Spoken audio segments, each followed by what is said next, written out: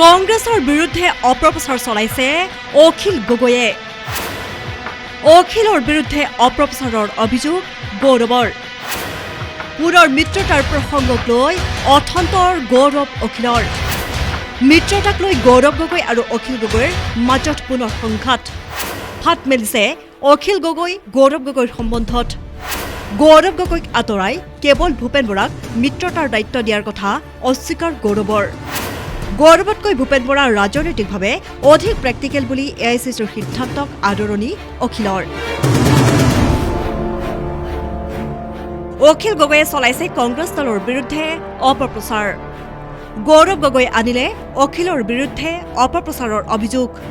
উল্লেখনীয় যে বুধবাৰে অখিল গগৈয়ে সংবাদ মাধ্যমত এক মন্তব্য দাঙি ধৰিছিল যে গৌৰৱ গগৈক আঁতৰাই কেৱল ভূপেন বৰাক কংগ্ৰেছে দিছিল মিত্ৰতাৰ দায়িত্ব।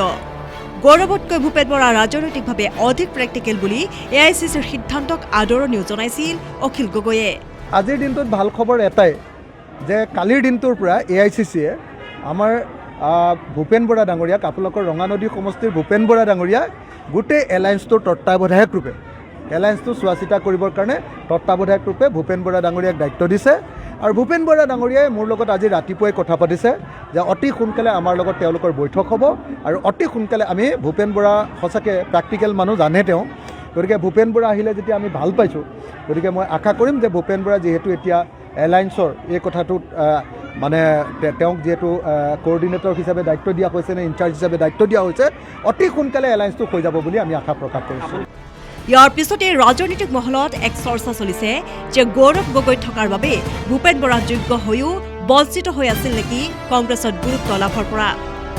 মুখ্যতঃ গৌৰৱৰ বাবে বিগত উপ নিৰ্বাচনতো বিৰোধী দলসমূহৰ মাজত হাত মেলিছিল নেকি ঐক্যতাত।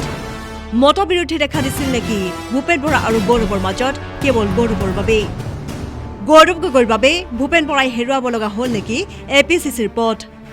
ৰঙানদী সমষ্টিৰ প্ৰাৰ্থিত্ব প্ৰত্যাশী হোৱাৰ পিছতো গৌৰৱে কিয় নিমন্ত্ৰণ দিয়া নাছিল লখিমপুৰত অনুষ্ঠিত কংগ্ৰেছৰ এখন বিশেষ সভালৈ ভূপেন বৰাক। শেহতীয়াকৈ গৌৰৱৰ পাকিস্তানৰ প্ৰসংগৰ পিছতেই গৌৰৱ গগৈক আঁতৰাই এআইচিচিয়ে মিত্ৰতাৰ দায়িত্ব ভূপেন বৰাক অৰ্পণ কৰা বুলিও চলিছিল চৰ্চা। আৰু ইয়াৰ পিছতে গৌৰৱৰ পৰা আহিল প্ৰত্যুত্তৰ যে এয়া অপপ্ৰচাৰহে।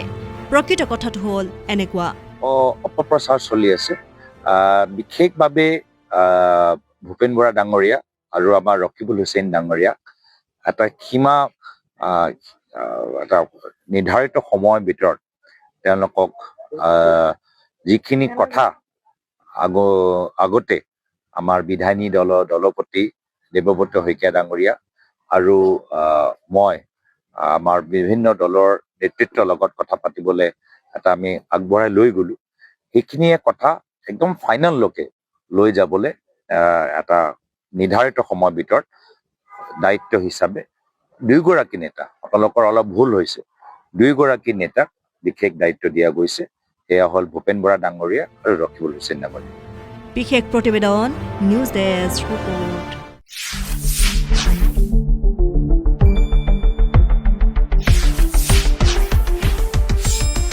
শুদ্ধ আৰু বিস্তৃত বাতৰিৰ বাবে চাই থাকক নিউজ ডেস্ক ৰিপৰ্ট।